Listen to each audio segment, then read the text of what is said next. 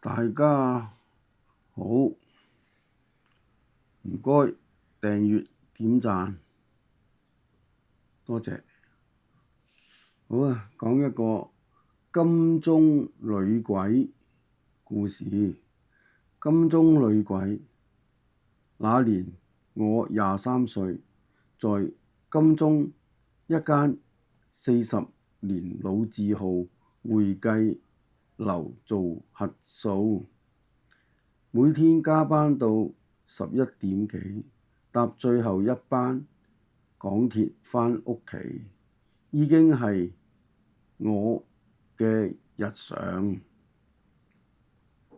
金鐘站 F 出口出面，深夜12點過後，行人路靜得可怕，只有幾架的士同埋間中經過嘅清潔公車。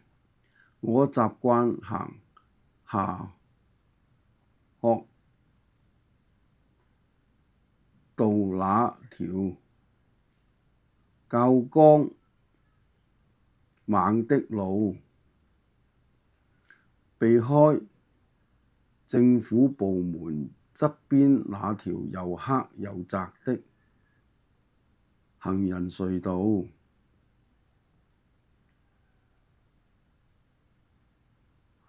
但那天已經1:05，我實在太攰，腦袋空空的，神推鬼拱，咁就轉咗入隧道。隧道入面冷氣好勁，燈光又黃又暗，我低頭行，耳機播住歌，腳步聲喺空曠嘅空間裏迴盪。忽然間，我覺得後面有人，不是聽到腳步聲，而係一種很清晰嘅有人喺度嘅感覺。我停低，拔咗一邊耳機，慢慢回頭。隧道後面10幾米外，有個穿白色長裙嘅女仔，長頭髮，背對住我，企定定。我心念，咁夜仲有女仔一個行，應該係等男朋友或者同事啦。我繼續行，但心裏開始有啲唔舒服，因為我行咗大概30步，她乃然喺同一個位置，冇前冇後。我加快咗腳步，走到隧道中段，轉彎位，忍唔住又回頭望，她乃然企喺嗰度。但今次她慢慢轉過身嚟，我見唔到面，只見一頭又長又直嘅黑髮遮晒塊面，但我清楚見到她腳冇喐，她係飄咗過嚟。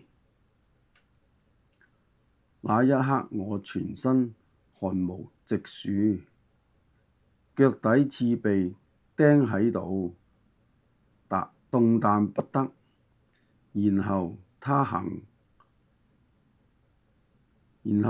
開始行，不是飄，每一次步都冇聲，卻好似瞬間拉近咗距離。我終於驚醒，轉身就狂奔。衝出隧道嗰陣，我差啲撞死喺一架剛駛過嘅電單車，司機同我都嚇到大叫。我跑到下學道中間，損到肺痛，猛咁回頭，隧道口空蕩蕩，乜都冇。之後幾個星期，我都刻意避開嗰條隧道，但有晚已經凌晨1點半，公司臨時要我返轉頭拎份漏咗嘅文件。我站在金鐘站 F 出口，猶豫咗好耐，最後我咬牙決定行大馬路，繞遠啲，都唔行隧道。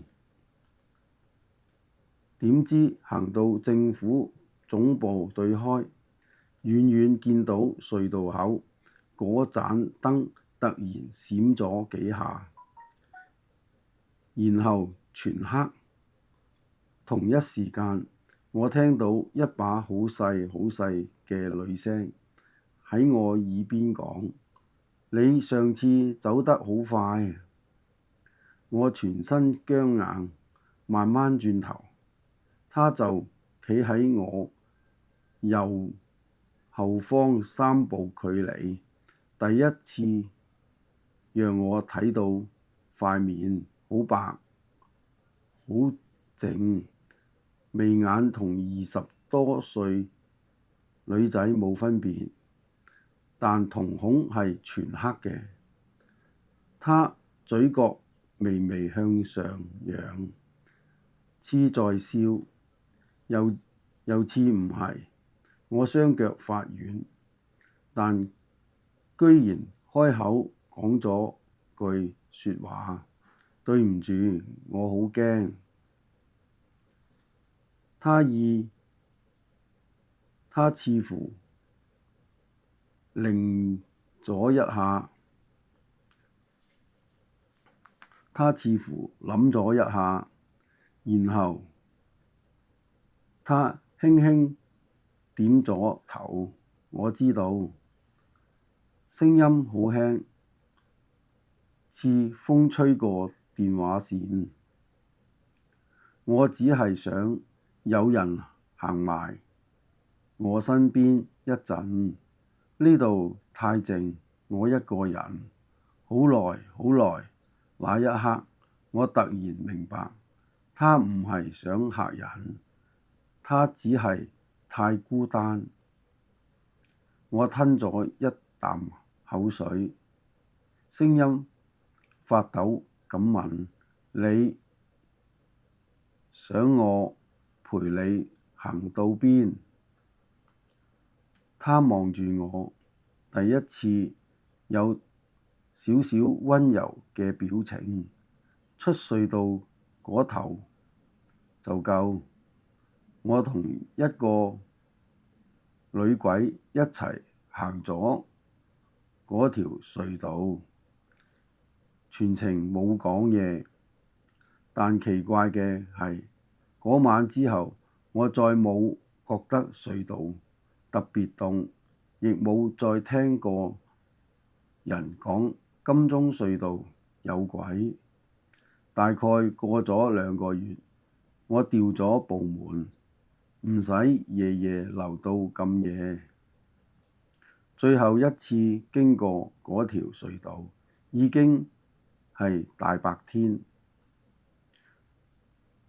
我特登行慢啲，望住隧道深處，很遠很遠嘅盡頭，好似有一抹白影子靜靜咁企咗1秒，然後消失。我唔知佢係咪真係走咗，或者只係終於唔再覺得寂寞。但我一直記得嗰晚有一個女仔喺金鐘最黑嘅隧道裏等咗一個願意陪佢行一段路嘅人，哪怕只係短短幾分鐘，而我成為咗嗰個陌路人。拜拜。